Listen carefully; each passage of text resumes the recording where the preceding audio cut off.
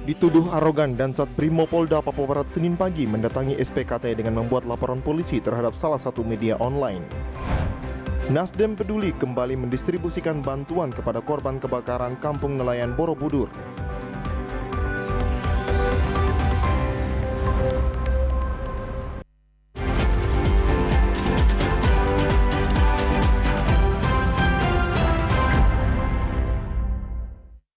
Salam jumpa pemirsa, senang sekali saya Estika dapat kembali menjumpai Anda dalam program Berita Papua Barat hari ini. Sejumlah informasi di Papua Barat akan kami hadirkan untuk Anda. Inilah berita selengkapnya.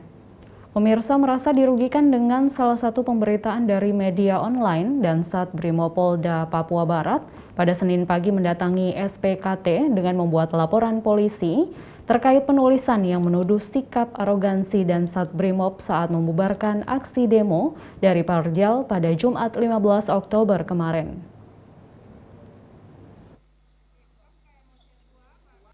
Didampingi Wakapolres Manokwari Kompol Agustina Sineri bersama Kabak Ops Sat Brimopolda Papua Barat Senin pagi tadi mendatangi SPKT Polres Manokwari untuk membuat laporan polisi terkait penulisan salah satu media yang mencantumkan nama Dansat Brimopolda Papua Barat.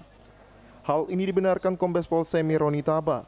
Ia mengatakan kedatangannya ke SPKT untuk membuat laporan polisi karena merasa dirugikan terkait penulisan yang dibuat salah satu media online.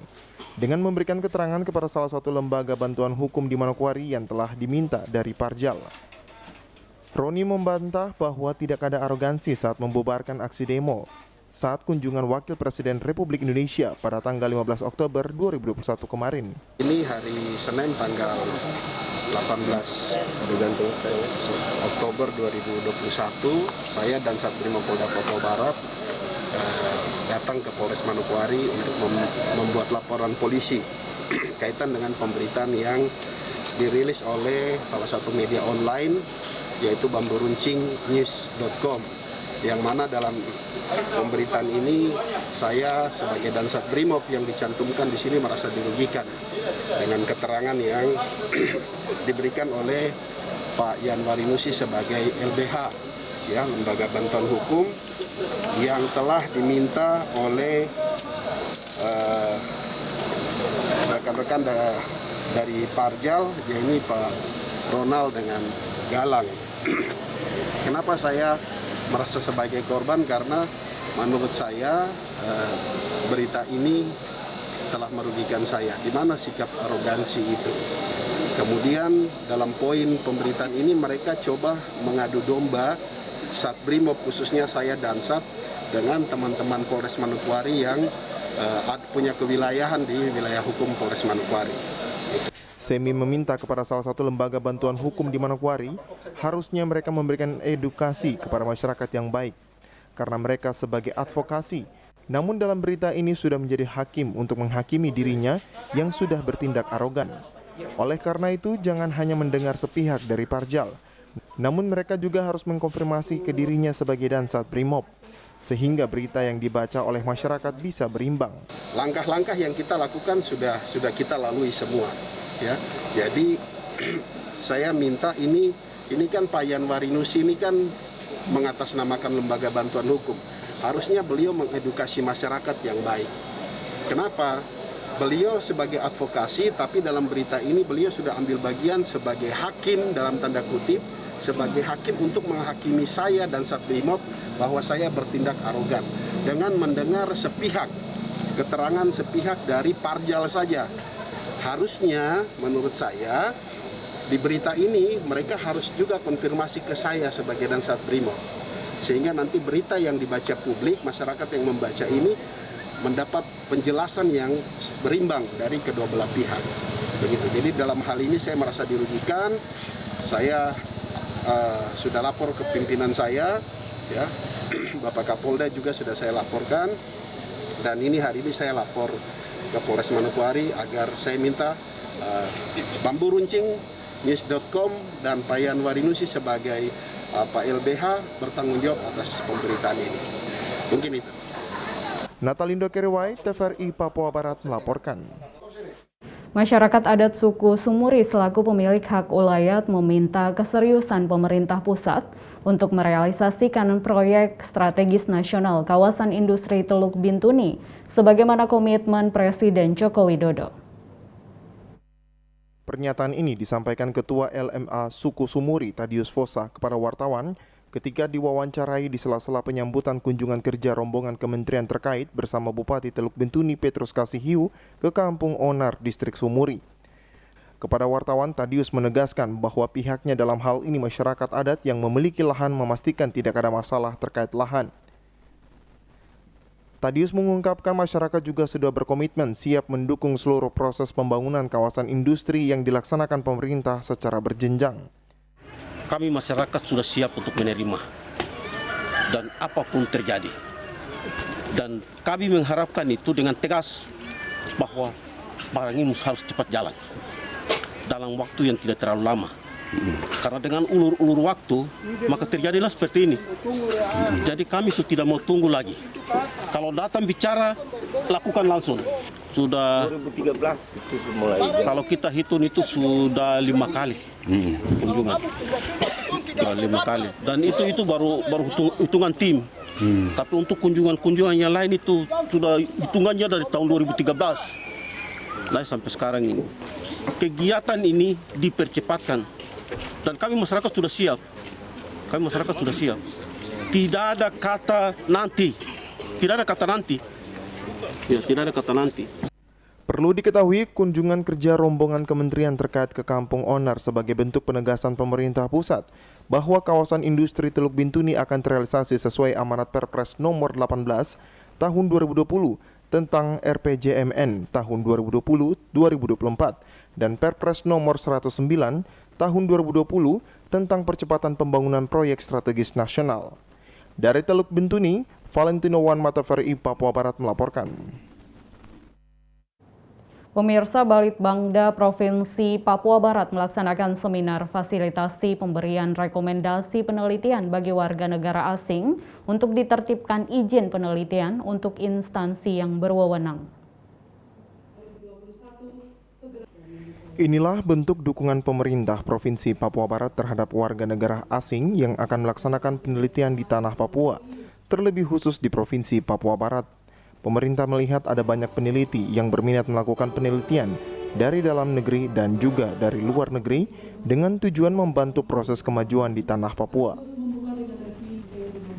Dalam sambutannya, Kepala Badan Penelitian dan Pengembangan Daerah Provinsi Papua Barat Charlie D. Heatubun menyampaikan terkait dengan kegiatan sosialisasi yang dilaksanakan untuk diamanatkan kepada pemerintah daerah dan diberikan kewajiban untuk memfasilitasi dan mengkoordinir pelatihan dan juga pengembangan inovasi daerah yang ada di lingkup wilayah Provinsi Papua Barat dengan melakukan kerjasama dengan organisasi riset di dalam negeri dan juga luar negeri melalui lembaga riset atau universitas. Lebih lanjut disampaikan berdasarkan pengalaman untuk penelitian asing, sangat sulit mendapatkan izin melaksanakan penelitian di tanah Papua.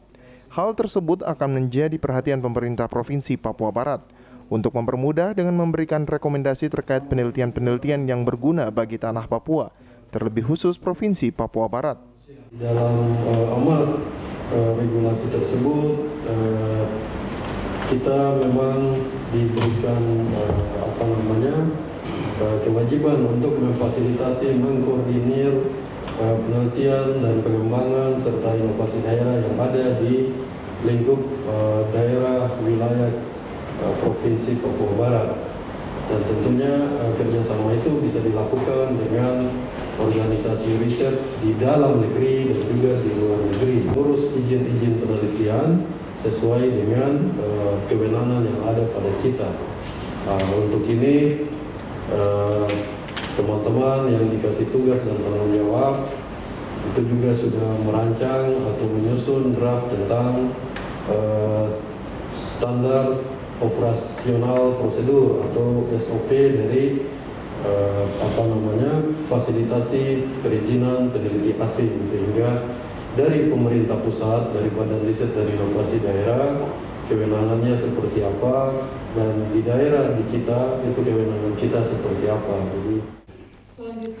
Sementara itu, Gubernur Papua Barat dalam sambutannya yang dibacakan oleh staf ahli bidang ekonomi pembangunan Niko Untung Tike mengatakan, dalam seminar tersebut dapat merumuskan kebijakan yang dapat mempermudah para peneliti, khususnya peneliti dari warga negara asing, sehingga dapat memberikan manfaat yang sebesar-besarnya bagi Provinsi Papua Barat. Rumusan sebagai pedoman yang dapat mempermudah para peneliti, khususnya bagi para peneliti asing yang akan melakukan penelitian di wilayah pemerintah Provinsi Papua Barat, tidak berbelit-belit, efektif dan efisien, baik waktu, biaya, dan hasil penelitian dari peneliti, dapat memberi manfaat yang sebesar-besarnya bagi penyelenggaraan pemerintah, pembangunan dan peningkatan pelayanan kepada masyarakat di wilayah pemerintah Provinsi Papua Barat. Pada kesempatan ini saya ucapkan terima kasih kepada para narasumber dan semua pihak yang telah berkontribusi dalam kegiatan ini. Secara nasional, regulasi terkait dengan Sistem Nasional Ilmu Pengetahuan dan Teknologi memberikan amanat agar semua organisasi riset di Indonesia disatukan dalam Badan Riset dan Inovasi Nasional. Hal tersebut juga akan berpengaruh pada nomenklatur kementerian lembaga yang akan disatukan, sehingga Badan Penelitian dan Pengembangan di kementerian lembaga secara organisasi akan hilang. Dengan demikian diwajibkan kepada daerah untuk membentuk Badan Riset dan Inovasi Daerah. Jimmy Tabisu, TVRI Papua Barat melaporkan. Informasi selanjutnya akan hadir setelah jeda berikut ini, tetaplah bersama kami.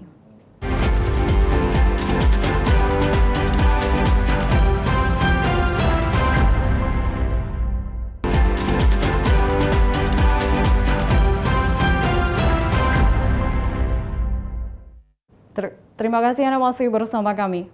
Pemirsa, Nasdem Peduli kembali mendistribusikan bantuan kepada korban kebakaran Kampung Nelayan Borobudur yang berada di 3 pos pengungsian.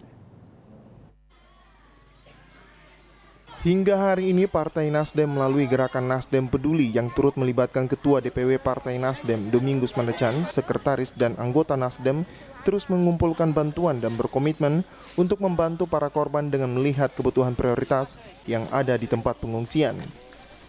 Ketua Satgas PSP Berderma Papua Barat yang juga sebagai staf tenaga ahli DPR RI Rolando Mansawan mengatakan, kali ini bantuan didistribusikan ke 3 posko yang berada di belakang PU Kabupaten Manokwari, Pos Perikanan Sanggeng dan Pos Taman Jokowi. Adapun sejumlah bantuan yang diberikan adalah peralatan masak seperti kompor, dandang dan alat kukus, panci maupun kebutuhan lainnya seperti bantal, handuk, lampu sorot serta kabel. Kita menyerahkan di 3 pos, yang pertama di pos kantor PU, yang kedua nanti di Sanggeng, Perikanan Sanggeng, sama di Taman Jokowi, di Anggrek. Bantuan yang kita serahkan berupa ada bantal, handuk, kompor, dandang, panci, masih banyak yang lain lagi. Sekarang kan mereka sudah mulai untuk masak sendiri, jadi kita kemarin turun sendiri, kita cek kira-kira apa yang kurang, seperti lampu sorot juga kita bantu, lampu, kabel, untuk dandang besar sama kompor besar yang paling mereka butuhkan kita bantu. Gitu. Jadi apa yang kurang kita tutupi. Ya, ini dari kami membuat pos Nasdem Peduli sudah berjalan sekitar 1 minggu lebih untuk membantu korban kebakaran, tapi kita tidak mau kita memberikan yang sama seperti yang lain. Maksudnya kita memberikan bantal, yang lain sudah memberikan ternyata double. Jadi kita turun sendiri, kita ngecek. Jadi kita punya jeda-jeda waktu untuk memberikan. Jadi ada sedikit kekurangan kita tutupi, ada sedikit kekurangan kita tutupi. Sementara itu, Koordinator Lapangan Korban Bencana Kebakaran yang berada di Pos PU Manokwari, Agung menyampaikan terima kasih kepada Partai Nasdem yang sudah membantu ribuan korban melalui Nasdem Peduli. Ia mengatakan bantuan ini sangat membantu mereka, apalagi saatnya nanti dapur umum akan berakhir, maka mereka sudah bisa masak sendiri. Ia berharap hunian yang sudah dijanjikan pemerintah agar bisa terrealisasi, sehingga mereka bisa kembali melanjutkan aktivitas masing-masing. Ya, alhamdulillah kami ucapkan terima kasih ya untuk Nasdem, terima kasih bantuannya, insya Allah bermanfaat. Ya kami masih mungkin untuk kompor segala itu mungkin masih membutuhkannya untuk kedepannya, apalagi setelah nanti kemudian dapur umum sudah tidak lagi difungsikan begitu, jadi masing-masing mesti harus masak sendiri. Itu saja sih harapannya, mudah-mudahan apa yang pemerintah janjikan untuk membuat huntara atau kemudian rumah-rumah mereka akan dibangun kembali akan segera terrealisasi.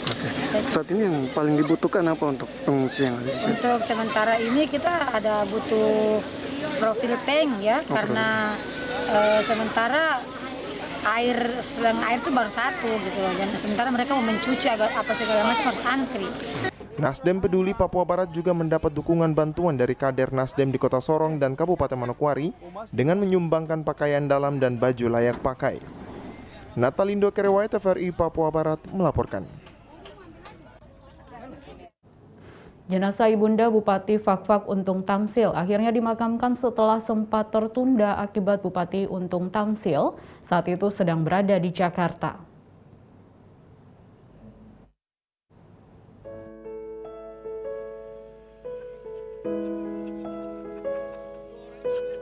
Berbagai krans bunga terus berdatangan dari berbagai pihak, termasuk diantaranya Menteri Investasi Kepala BKPM RI Bahlil Lahadalia, Wakil Gubernur Papua Barat Muhammad Lakotani, para pelayat selain warga kota Fakfak, turut hadir dan Rem 1802 Jasira Onim, Dandim 1803 Fakfak, Kapolres Kajari, Ketua Pengadilan Negeri Sekda Ali Baham Temong Mere, serta Kaposal Fakfak. Pemakaman Ibu Maryam Slamet Rengen Tamsil berlangsung di Kampung Tanama. Sebelum dimakamkan, jenazah Ibu Maryam disolatkan di Masjid Jami Kampung Tanama, Distrik Pariwari, Kabupaten Fakfak, Papua Barat.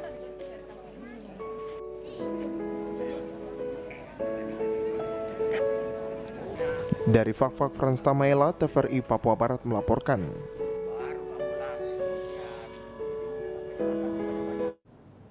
Hari ulang tahun ke-9 tahun Persekutuan Gereja-Gereja Papua Barat, Pendeta Seri Parinusa berpesan agar tidak ada lagi perbedaan di antara gereja, namun yang terpenting adalah menjaga sinergitas. Orang yang kepalanya ada di sorga tidak akan pernah takut menginjakan. Dengan mengusung tema kasih yang sempurna melenyapkan ketakutan, 1 Yohanes 4 ayat 19. PGGP Papua Barat berkarya mewujudkan kasih Kristus dalam kehidupan bermasyarakat. Hari ulang tahun ke-9 pada Minggu 17 Oktober 2021 kemarin berlangsung cukup meriah. Diawali dengan ibadah yang dipimpin oleh Pendeta Sadrak Simbiak. Usai ibadah dilanjutkan dengan pelantikan tim kerja rumah generasi oleh Pendeta Serli Parinusa. Ketua Umum PGGP Papua Barat Pendeta Serli Parinusa menyampaikan kehadiran PGGP merupakan kehendak Tuhan agar PGGP bisa menjadi rumah bagi hamba-hamba Tuhan dari setiap denominasi gereja yang ada. Karena tugas PGGP bukan saja di Manokwari, melainkan harus membutuhkan kerjasama semua gereja agar bisa berjalan bersama-sama dalam setiap kesatuan Kristus. Maka akan terlihat keteladanan sehingga tidak ada lagi perbedaan, namun yang dibutuhkan yaitu sinergitas para hamba Tuhan tetap terjaga dalam denominasi yang ada. Tuhan yang luar biasa untuk PGGP, karena saya percaya kehadiran PGGP di Papua Barat adalah kehendak Tuhan sejak tanggal 17 Oktober 2012 supaya PGGP bisa menjadi rumah besar di mana semua hamba-hamba Tuhan dari berbagai denominasi bisa berdiskusi, berbicara, melangkah, mengambil keputusan secara bersama-sama, karena tugas di Papua Barat mencakup 13 kabupaten kota itu harus terjangkau semua, di mana tidak bisa gereja masing-masing, tetapi gereja harus berjalan secara bersama-sama dalam satu kesatuan tubuh Kristus. Maka akan terlihat keteladanan seperti apa yang harus kita bangun. Sudah tidak ada waktu bagi kita untuk membangun kita punya bendera-bendera sendiri atau kita menonjolkan kita punya masing-masing denominasi. Tetapi kalau satu denominasi kurang, kita saling menolong. Kalau lebih, yang lebih itu menolong yang kurang. Itu adalah keseimbangan yang harus kita capai bersama. Harapan saya. Sementara itu, Gubernur dalam sambutannya yang dibacakan Asisten 2 Bidang Ekonomi dan Pembangunan Setda Papua Barat Melkias Warinusa mengatakan, kehadiran PGGP Papua Barat cukup memberikan dampak yang nyata dalam kehidupan masyarakat secara internal, dalam lingkungan gereja maupun lintas suku, bangsa, dan agama lainnya. Selain itu, PGGP juga mampu hadir dalam berbagai permasalahan sosial kemasyarakatan yang ada dan ikut memberikan sumbangsi pikiran maupun peran nyata sebagai mitra kerja pemerintah yang efektif untuk menyelesaikan berbagai permasalahan sosial yang muncul. PGGP Papua Barat yang ke-9 tahun, sekalipun masih sangat muda, namun kami merasakan kehadiran PGGP Papua Barat cukup memberikan dampak yang nyata dalam kehidupan masyarakat Papua Barat, baik secara internal di dalam lingkungan gereja maupun lintas suku, bangsa, dan agama lainnya. PGGP mampu hadir dalam berbagai permasalahan sosial kemasyarakatan yang ada dan ikut memberikan sumbangsi pemikiran maupun peran nyata sebagai mitra kerja pemerintah yang efektif untuk menyelesaikan berbagai permasalahan sosial keamanan yang muncul, untuk membina masyarakat maupun ikut menjaga kedamaian bersama di tengah kehidupan masyarakat Papua Barat yang majemuk. Untuk itu, melalui kesempatan yang berbahagia. Sementara itu, pada HUT PGGP ke-9 tahun kemarin sekaligus dilakukan pembukaan selubung papanama PGGP Papua Barat oleh Pendeta Sherly Parinusa yang didampingi Wakapolda Papua Barat, perwakilan Kodam 18 Kaswari, pemerintah daerah, dan para hamba Tuhan. Natalindo Kerewai, TVRI Papua Barat melaporkan. Informasi tadi sekaligus menutup jumpa kita dalam program Berita Papua Barat hari ini. Kami tetap mengajak Anda untuk mencegah penyebaran COVID-19 dengan cara memakai masker, mencuci tangan pakai sabun dengan air yang mengalir, menjaga jarak, menjauhi kerumunan, serta membatasi mobilitas dan bersedia divaksin sesuai kebijakan pemerintah. Indonesia pulih karena aku, Indonesia pulih karena kamu, Indonesia pulih karena kita.